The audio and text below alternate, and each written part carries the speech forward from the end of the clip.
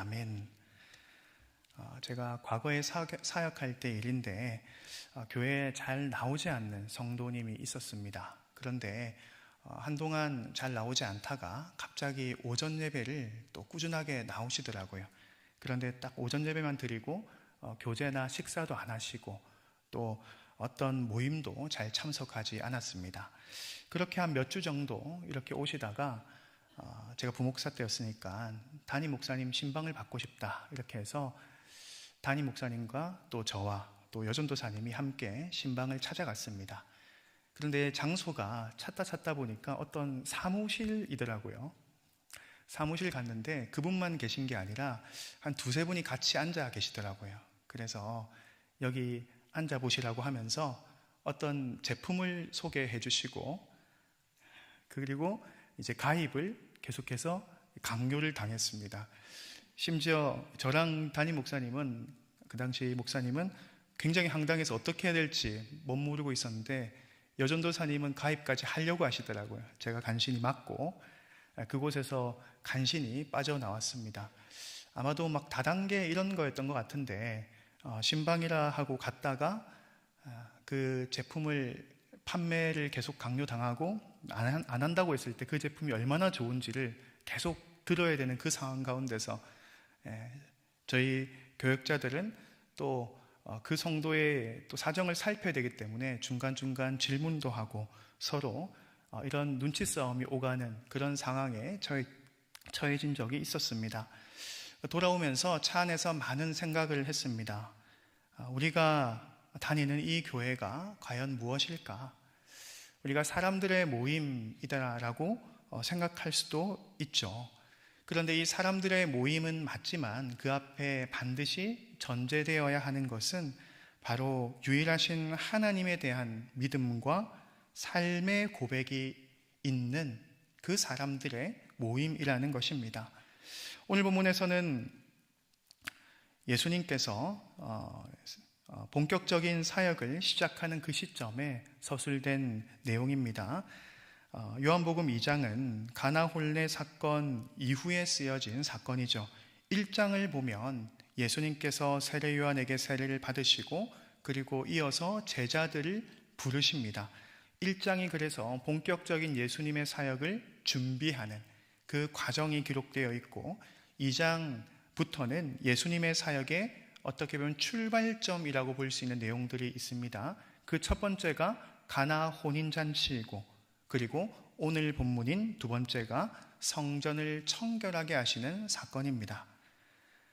그래서 이 혼례잔치에서 예수님은 무엇을 증거하십니까? 예수님은 그리스도이시며 하나님의 아들로서 세상의 모든 권세를 하나님께서 주시고 또한 이 세상을 구원하러 온 구원자이시며 놀라운 하나님이심을 말씀하고 있는 것이죠. 그리고 그것을 가나 혼인잔치 때 보여주시고 예수님은 갈릴리 지역에서 예루살렘 지역으로 옮겨가십니다. 때는 6월절입니다. 성전에 가장 많은 사람들이 있을 때입니다. 그때 예수님께서는 가장 사람이 많은 6월절에 그 성전을 올라가십니다. 우리가 요한복음 1장을 통해서 지난주에 예수님은 누구신가? 세상 죄를 지고 가는 하나님의 어린 양이다 라는 것을 우리가 함께 나누었습니다. 이 6월절 절기 그 중심에는 죽임당한 어린 양이 있고 그 죽임당한 어린 양이 말하는 것은 바로 예수님이다 라는 사실을 우리가 잘 알고 있습니다. 하지만 현재 이 성전의 모습은 어떠합니까? 예수님께서 목격하신 이 성전의 모습은 이 유월절의 의미를 바르게 담고 있습니까? 이 어린 양을 잡아서 그 주님의 구원을 간구하는 그 백성의 모습입니까? 아니면 그와 상관없는 모습입니까? 안타깝게도 그 성전을 하나님께서 거룩하게 하시고 또한 참 소중하고 진정한 가치들을 많이 두셨는데 그 모든 가치들은 온데간데 없고 장사의 소굴로 변질되어 있었습니다. 당시의 성전을 출입하기 위해서는 반세겔의 돈을 내야 됐습니다. 2데나리온인데 노동자의 이틀 품삯입니다. 지금으로 치면 한 15만 원, 20만 원 정도의 돈이 필요합니다. 성전에 들어가려면 이 성전을 출입하는 돈이 있어야 되었고요.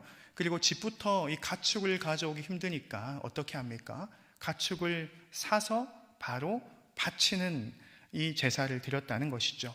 이 효율적인 제사를 위해서 재물을 그곳에서 사고 또 돈이 그리고 재물이 거래되는 상황이었습니다. 그런데 여기서 어떤 문제가 생기냐면 환전상들이 있습니다. 다양한 화폐와 그 동전 지폐들을 바꾸어 가면서 차익을 가지는 거죠. 그래서 유월절 이 제사의 편의성을 위해서 재물과 돈을 거래하는 그 사람들과 이익이 잘 맞아 떨어지면서 이 성전의 모습이 마치 시장처럼 상거래 장소로 변하고 있었다라는 것입니다. 속죄제물 어린 양이 어떤 이에게는 자신의 죄를 씻기는 구원의 수단이 되지만 어떤 이에게는 돈벌이 수단이 되고 있다는 것이죠. 수많은 사람들의 욕망이 들끓고 있습니다.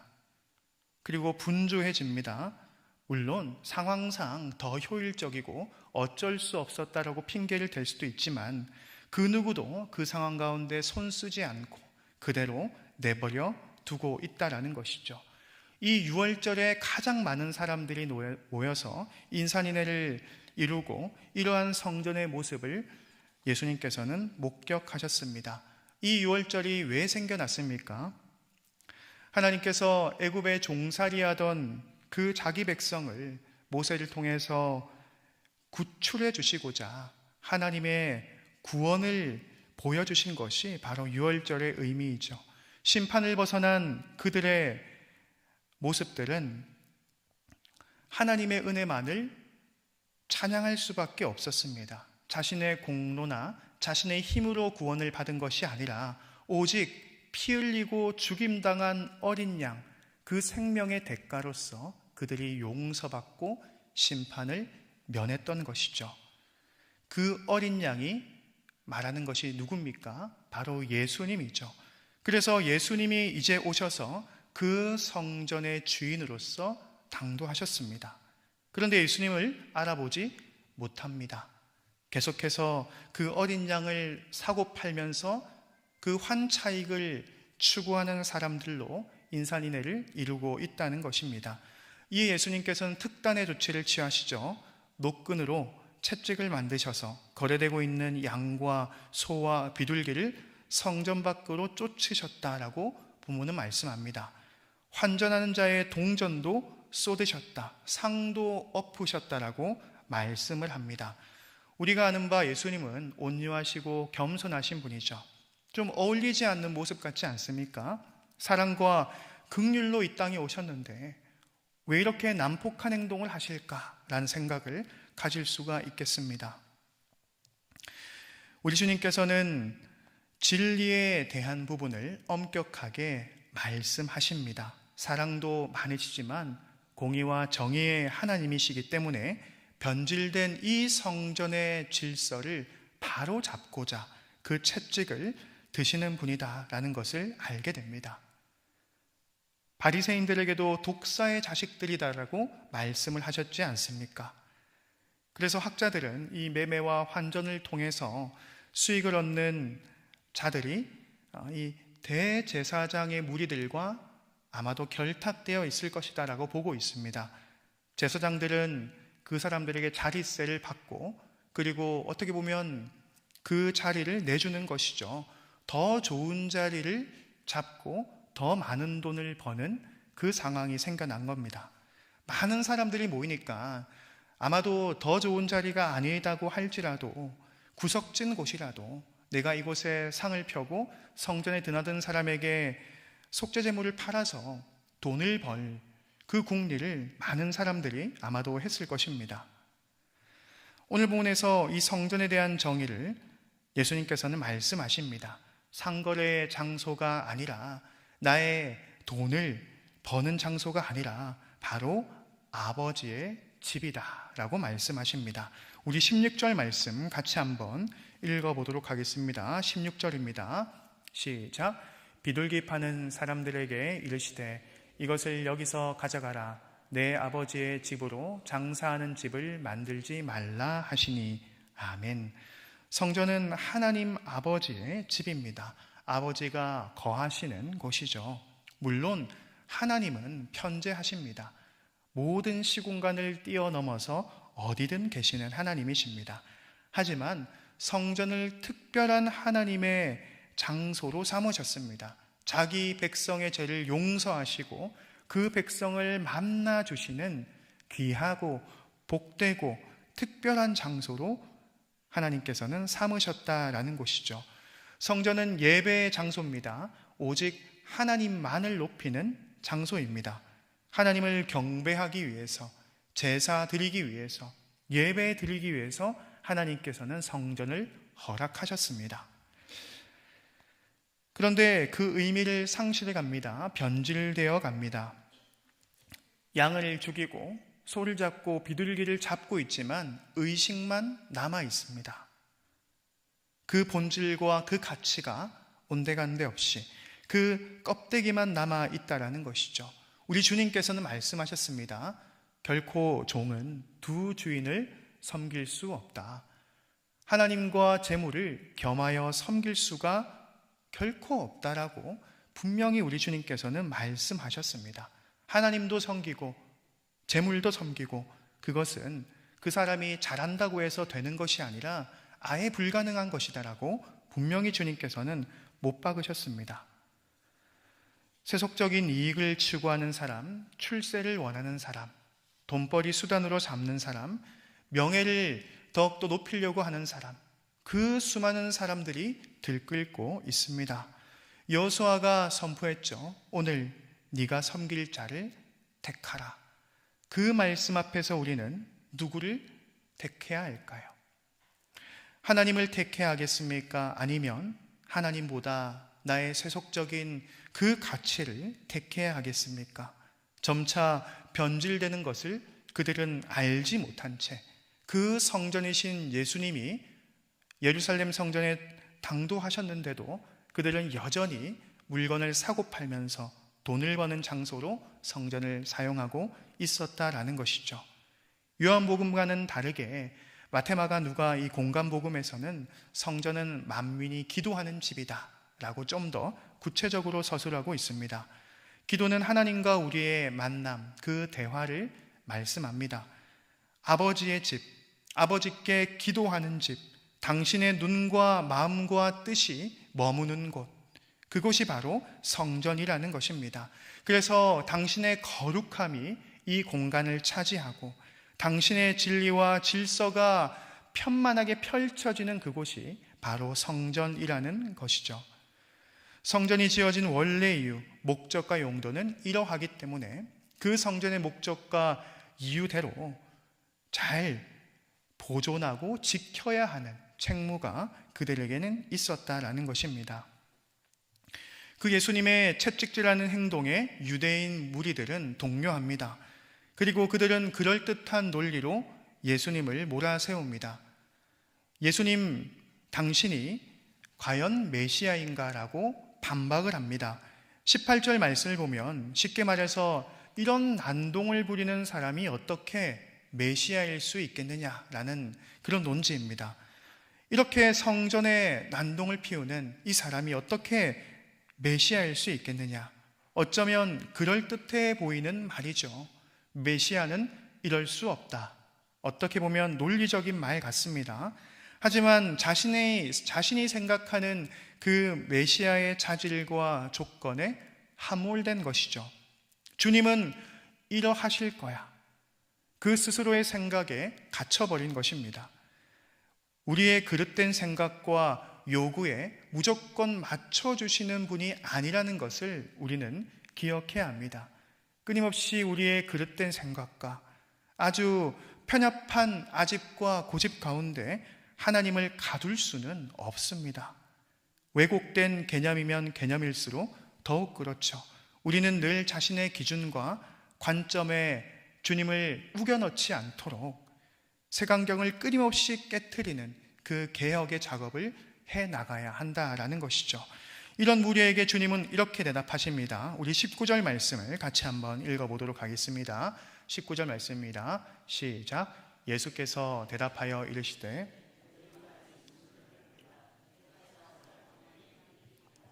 아멘. 성전을 헐라 내가 사흘 동안에 일으키리라. 성전을 헐라라는 이 말씀은 당시에 굉장히 충격적인 말씀입니다.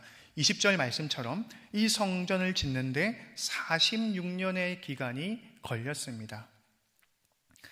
그 무너진 성전을 다시 세우고 다시 성전을 구축하는데 얼마나 많은 공이 들어갔습니까?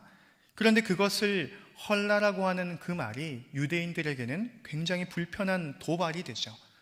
그리고 더 큰 도발은 무엇입니까? 그 46년간 거축했던 그 성전을 3일 만에 다시 세우겠다라고 예수님은 말씀하고 있다라는 것이죠. 예수님의 진짜 의도는 무엇일까요? 종교 지도자들과 장사꾼, 이 유대인들이 잘못되게 계속해서 유지하고 섬기는 이 성전이 아닌 진짜 성전이 여기 왔다라는 것을 말씀합니다. 성전의 실체가 왔으니 이 성전은 예수 그리스도의 모형이었고 오직 그 성전이신 예수 그리스도께서 왔으니 그 예수 그리스도를 바라보라라는 뜻입니다. 예수 그리스도는 십자가에서 죽으시고 3일 만에 부활하셨습니다. 다시 살아나신 그 예수 그리스도가 바로 3일 만에 세워질 성전을 말하는 것입니다. 이 말씀은 제자들도 예수님의 생전에 알지 못했던 내용입니다. 그래서 예수님도 이 부활 이후에 그들이 예수께서 이 성전을 자기 육체로 말하는 것을 그제야 알았다라고 말씀을 하셨죠. 그래서 베드로와 제자들은 예수님께서 십자가에서 달려야 된다라고 말씀할 때 예수님 십자가에서 달리시면 안 됩니다라고 끊임없이 막아섰던 자들이 되었습니다. 성전을 헐라 3일 만에 내가 다시 세우겠다, 이 말씀을 이해하지 못했던 것입니다. 예수님은 참 성전이시므로 예수님을 성전으로 모시는 우리는 나의 자아와 욕망이 이 들끓는 성전을 먼저 허물어야 합니다. 주님께서 허물라라고 하신 그 나의 자아와 욕망과 그 생각을 허물 때에 주께서 다시 세워주실 것입니다. 온전한 성전을 우리에게 세워주시기로 약속하셨습니다. 주님의 그 부활의 능력 때문에, 주님이 죽음에서 다시 살아나지 못하셨다면 우리도 다시 세워질 수 없었겠지만 주님께서는 그 죽음에서 3일 만에 다시 살아나셔서 성전을 3일 동안 다시 세우실 그 주님의 능력으로 우리의 인생 또한, 우리의 허물어진 성전 또한 다시 세우실 것입니다. 더 나아가서 우리는 또한 성전임을 기억해야 합니다. 고린도전서 3장 16절 말씀을 우리 같이 한번 읽어보도록 하겠습니다. 시작. 너희는 너희가 하나님의 성전인 것과 하나님의 성령이 너희 안에 거하시는 것을 알지 못하느냐. 아멘. 너희가 하나님의 성전인 것과 하나님의 성령이 너희 안에 거하신다라고 말씀을 하고 있습니다. 예수님께서 채찍을 휘두르시며 성전을 청결하게 깨끗하게 하신 것을 우리가 잘 기억해야 되겠습니다. 예수님의 그 진리에 대한 열심으로 우리를 깨끗게 하시기를 원하실 때에 우리 또한 그 성전의 청결에 동참할 수 있는 우리가 되기를 주님 이름으로 축복합니다. 말씀을 우리의 삶의 가장 중심에 두어야 합니다. 성령 충만함으로 우리가 깨끗하고 순결한 신부로서, 거룩한 성전으로서 우리가 살아가야 합니다. 그것이 원래 성전의 목적이기 때문입니다.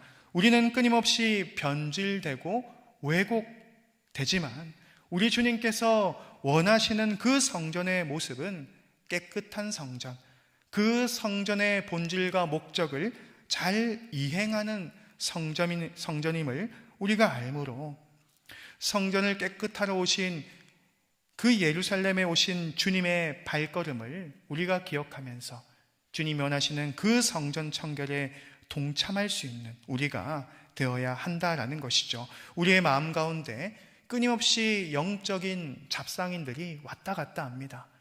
우리가 하루를 살아도 끊임없는 유혹과 시험에 시달리면서 우리는 넘어지기 일쑤입니다. 하나님께서 거하실 만한 처소가 못 되는 것 같습니다. 장사꾼이 자신의 이익을 위해서 속임수도 쓰고 거짓말도 하고 사람을 계속해서 착취하는 것처럼 우리의 마음 가운데도 그 영적인 장사꾼이, 잡상인이 끊임없이 드나들며 우리를 넘어뜨리려 한다라는 것이죠. 하지만 주님의 분노를 기억합시다. 온유하시고 사랑이 많으신 주님께서 이 더러운 성전을 보시며 분노하셨던 것처럼 우리가 영적인 결단을 통하여서 깨끗해지는 작업을 우리가 결단하고 시작할 수 있기를 주님의 이름으로 축복합니다. 낡고 부패한 이 성전을 허물 때에 우리의 심령을 새롭게 세우실 주님의 은혜가 반드시 임하실 것입니다.